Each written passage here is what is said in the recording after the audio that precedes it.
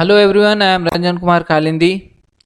आज देखते हैं कंप्यूटर आर्किटेक्चर के क्वेश्चन इसरो यूआरएससी के एग्ज़ाम में, जो कि जैसा कि प्रीवियस ईयर का क्वेश्चन सॉल्व करके मैंने डाला हुआ है। तो उसमें आपको सी लैंग्वेज से, VHDL से और माइक्रो प्रोसेसर और माइक्रो कंट्रोलर से कुछ क्वेश्चन देखने को मिले थे। तो उसी बेसिस पे कुछ इंपॉर्टेंट और एक्सपेक्टेड क्वेश्चंस इस क्लास पे आपको मिलेगा, जिसे हम डिटेल्स एक्सप्लेनेशन के साथ सॉल्व करते हैं। ठीक है, चलो तो देखते हैं किस तरह के सवाल थे। PDF और मोर अपडेट के लिए आप हमारा टेलीग्राम चैनल ज्वाइन कर सकते हैं। इसका लिंक आपको नीचे डिस्क्रिप्शन बॉक्स में मिल जाएगा, वहाँ से जाकर आप इसे ज्वाइन कर लो, या फिर टेलीग्राम में जाकर इसे सर्च करना, ये आपको टेलीग्राम पे मिल जाएगा। और इस टेलीग्राम चैनल पे आपको नोट्स, PDF, प्रीवियस क्वेश्चन सारा कुछ अवेलेबल करा दिए जाते हैं। देखो, सी लैंग्वेज से एक क्वेश्चन आया है, the break statement in C programming is used to exit from. तो ब्रेक स्टेटमेंट की बात करें, ब्रेक स्टेटमेंट का काम क्या है? ब्रेक स्टेटमेंट क्या करता है? एग्जिट करता है लूप से। ब्रेक स्टेटमेंट क्या करता है सी लैंग्वेज में? एग्जिट करता है लूप से। और it used in for loop में यूज होता है। ठीक है, फॉर लूप में यूज होता है, व्हाइल स्टेटमेंट में यूज होता है, ठीक, और डू वाइल में यूज होता है, डू वाइल स्टेटमेंट में, और एक स्विच स्टेटमेंट में ज़्यादा यूज किया जाता है ब्रेक स्टेटमेंट का। ठीक है, तो ऑप्शंस में देखें तो केवल फोर लूप दिख रहा है, तो फोर लूप क्या हो जाएगा? हमारा आंसर हो जाएगा यहाँ पर। The following language uses mnemonics opcodes. Opcodes कहने का मतलब क्या हो गया? ओपी कोड कहने का मतलब हो गया ऑप कोड। ऑप कोड जो आपने माइक्रो प्रोसेसर में पढ़ा होगा, यानी कि operation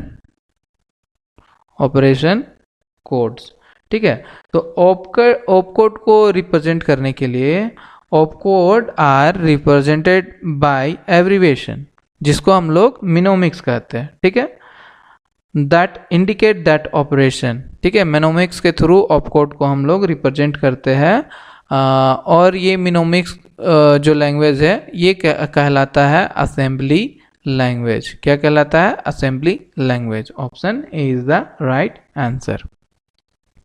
A memory with 8-bit data bus and 8-bit address bus can store a maximum of। तो मैक्सिमम स्टोरेज की बात करें मेमोरी की मैक्सिमम स्टोरेज की बात करें अगर, तो ये होता है m equal to 2 to the power 8 byte. क्या होता है? m equal to 2 to the power 8 byte. तो यहाँ पर 2 to the power n, actually n क्या हो जाएगा? नंबर ऑफ बिट हो जाएगा। ठीक है, तो यहाँ पर कितना दे रखा हुआ है बिट? ये दे रखा हुआ है 2 to the power 8। तो ये हो जाएगा 2 to the power 8 equal to क्या? 256 बाइट्स। यहाँ पे हमारा आंसर कितना आ जाएगा? 256 bytes. Option A is the right answer. EPROM is generally erased by using। EPROM कहने का मतलब क्या हो गया? EPROM जनरली इरेज्ड बाय होता है, किसके थ्रू इरेज किया जाता है? UV रे, अल्ट्रा वायलेट रे के थ्रू इरेज किया जाता है। EPROM जो है, EPROM कहने का मतलब हो गया erasable programmable read only memory. ठीक है, और ये नॉन वोलेटाइल होता है, ये भी याद रखना। ये क्या होता है? नॉन वोलेटाइल होता है। और तो इरेज करने के लिए कौन सा टेक्निक यूज करते हैं? UV रे यूज करते हैं हम लोग इरेज करने को। अगला सवाल देखते हैं। अगला सवाल में क्या बोला? An index register in digital computer is register to be used for. तो क्या किया जाता है? इंडेक्स रजिस्टर का यूज करते हैं हम लोग एड्रेस अ मॉडिफिकेशन पर्पस।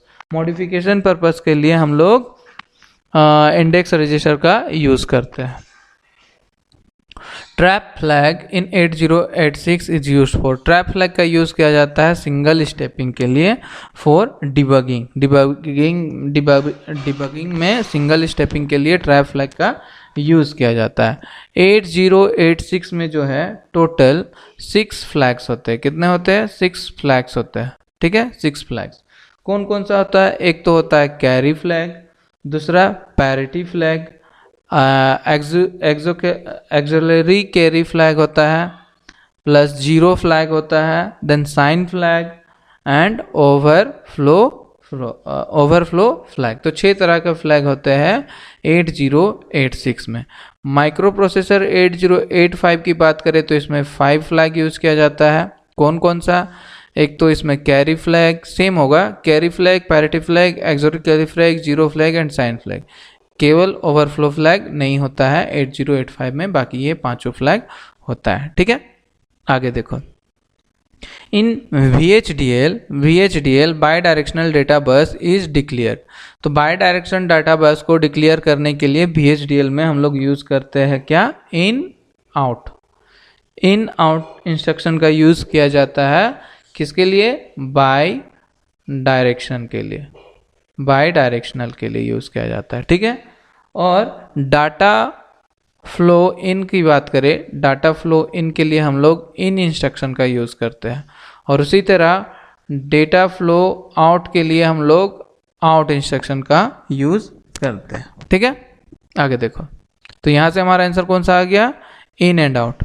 आगे क्या बोला? In DMA write operation the data is transfer. तो DMA कहने का मतलब क्या हो गया? Direct memory access.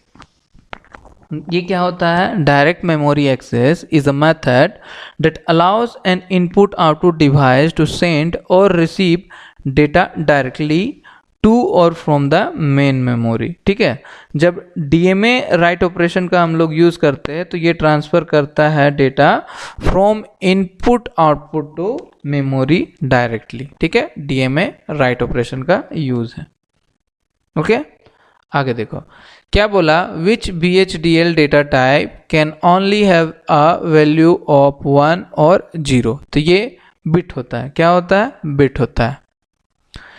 In an object-oriented language like C++, what does a class hold? तो क्लास क्या होल्ड करता है? ये बोथ डेटा एंड फंक्शन को होल्ड करता है। ठीक है,